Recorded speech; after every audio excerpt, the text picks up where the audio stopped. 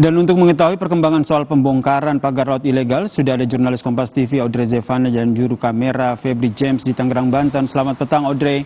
Sudah dilakukan hari ini pembongkarannya, jadi butuh berapa lama nih pembongkaran menyeluruh pagar laut ilegal yang tersisa saat ini?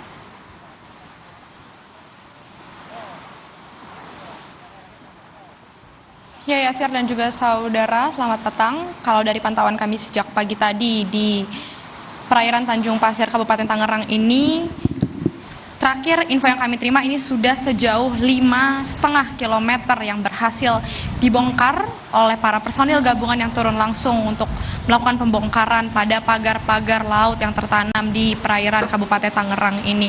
Dan tadi kami juga sempat berbincang begitu dengan Danlanut Amal 3 Jakarta, Brigjen Heri Indarto. Ia juga mengatakan untuk target yang ditentukan kira-kira butuh berapa hari untuk melakukan pembongkaran pada pagar laut ini, kurang lebih 10 hari dibutuhkan, yang artinya kalau hari ini sudah berhasil dibongkar sejauh 5,5 kilometer dan masih terus berlangsung. Kemarin sebelumnya pada hari Sabtu 18 Januari 2025 ini sudah berhasil dibongkar sejauh 2,5 kilometer.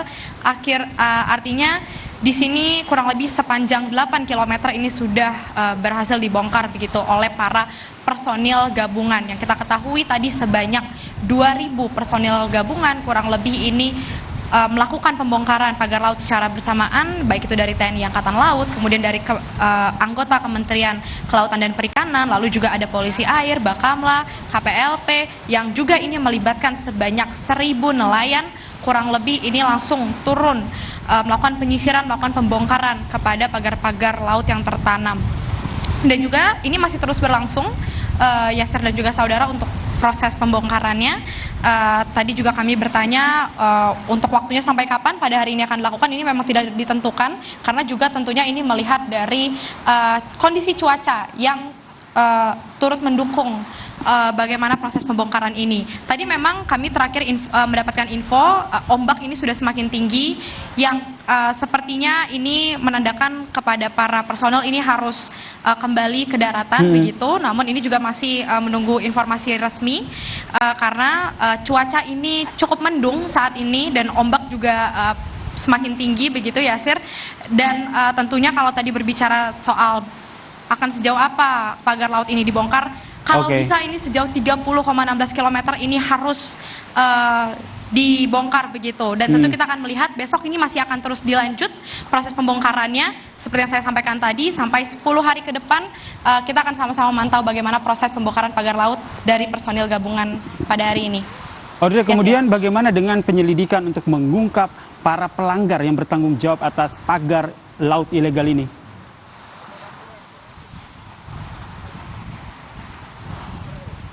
Ya, Yasir, tadi kalau sudah disampaikan oleh Menteri KKP begitu, Sakti Wahyu Trenggono bilang memang saat ini mereka sudah berkoordinasi, berkolaborasi dengan Kementerian ATR BPN, Nusron Wahid, ini melakukan investigasi penyelidikan mendalam tentunya terkait dengan bagaimana terkait dengan sertifikasi kepemilikan, lalu juga siapa dalang di balik pemasangan pagar-pagar laut ini. Dan kalau tadi Menteri ATR BPN Nusron Wahid ini bilang sebanyak 266 sertifikat hak guna bangunan dan juga sertifikat hak milik ini terbukti melalui peninjauan yang sudah dilakukan.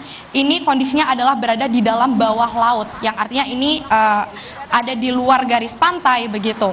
Yang kemudian ini menandakan bahwa artinya kalau bentuknya bukan tanah yang artinya ini berada di wilayah perairan, ini tidak bisa disertifikasi sebenarnya.